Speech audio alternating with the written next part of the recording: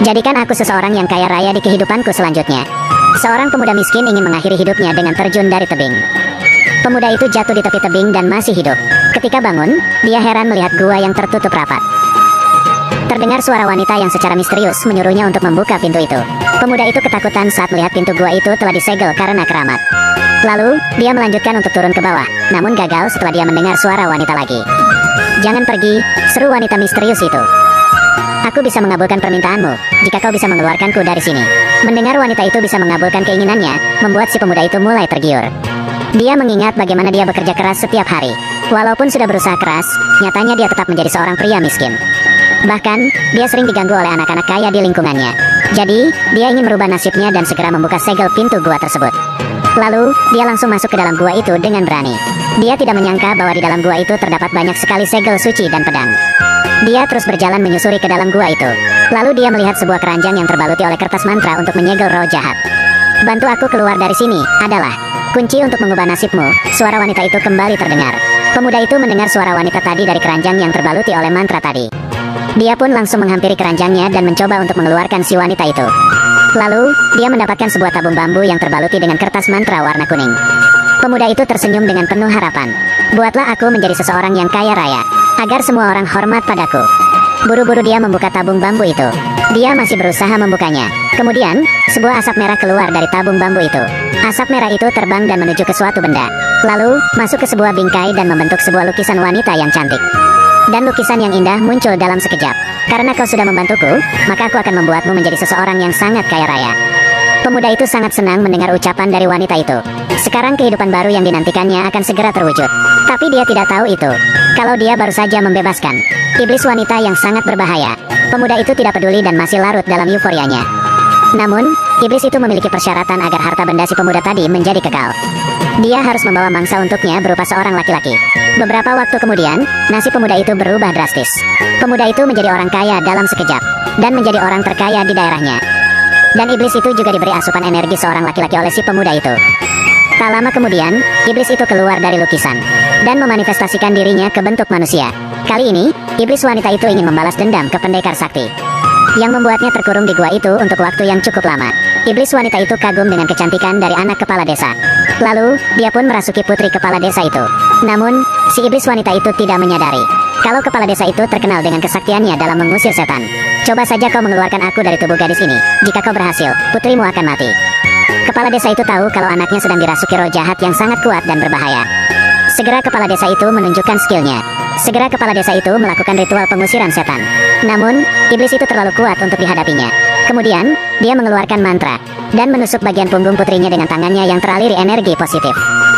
Iblis itu berhasil keluar dari tubuh anaknya. Dengan segera, kepala desa itu mencari sebuah medium untuk mengunci iblis itu. "Hei kau, aku tidak akan pernah memaafkanmu," ucap iblis wanita itu. Sebelum iblis itu selesai berbicara, kepala desa itu sudah berhasil menangkapnya dan mengurungnya ke dalam tabung bambu yang terbaluti benang merah suci. Sedangkan itu, putri dari kepala desa itu tak lama kemudian jatuh sakit parah dan menghembuskan nafas terakhirnya. Kematian putrinya membuatnya bersumpah untuk menjadi pendekar sakti yang akan mengurung seluruh iblis maupun roh jahat dalam gua yang terletak di atas tebing. Dia sangat termotivasi untuk membalaskan dendam mendiang putri kesayangannya. Sebenarnya, iblis itu sudah disegel di dalam gua selama 20 tahun. Pendekar itu baru tahu kalau ada seseorang yang membebaskan iblis itu, maka dunia sedang dalam bahaya. Dan yang membebaskan iblis itu adalah si pemuda miskin. Meskipun akhirnya iblis itu membuat si pemuda menjadi kaya sekejap, tapi karma akan datang lebih berat untuknya. Iblis itu masih berkeliaran di mana-mana dan merasuki setiap wanita. Iblis itu akan mencari dan merayu banyak pemuda untuk diajak tidur dengannya. Namun, banyak juga pemuda yang melarikan diri karena merasa tidak nyaman dengan sikapnya yang terlalu agresif. Seorang pemuda itu baru saja dirayu oleh iblis dan sedang melarikan diri. Iblis itu memang sangat menggemari banyak pria. Dia tidak melihat bentuk fisik pria itu, karena dia jatuh hati kepada pria manapun. Tanpa iblis itu sadari, pendekar sakti musuhnya tiba-tiba muncul. Pemuda tampan itu melihat kalau gadis itu sedang dirasuki oleh roh jahat. Jadi dia buru-buru memulai ritual pengusiran setan. Tetapi iblis itu memilih untuk bertarung dengannya. Dan semua orang, kini bersatu untuk melawan roh jahat itu. Mereka bergotong royong untuk melawannya. Hingga pendekar sakti pengusir setan itu datang dan melawan iblis itu. Untungnya, pendekar sakti itu datang di waktu yang tepat. Dia cepat membaca mantra dan mengeluarkan iblis itu dari tubuh seorang gadis. Hanya dengan satu pukulan energi. "Sialan, bagaimana kau bisa keluar dari gua itu?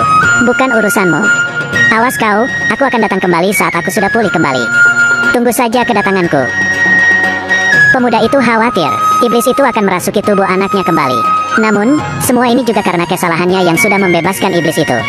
Kemudian, dia datang ke ruangan si iblis dan mencoba memusnahkannya dengan merusak lukisan itu. Pemuda itu mencoba untuk merobek lukisan itu dengan sebuah pisau tajam. Namun, dia tidak tahu kalau semuanya sudah terlambat. Karena iblis itu sudah berhasil berubah menjadi bentuk manusia sekarang. Tiba-tiba iblis itu berada di belakangnya. Oh, sekarang kau membenciku ya? Kapan kau keluar dari sana?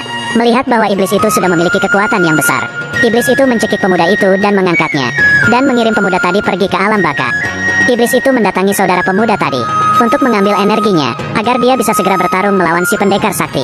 Iblis itu menggunakan badan saudara si pemuda itu untuk bertarung. Kemudian pendekar sakti itu muncul, dan akan segera menyegel kembali si iblis.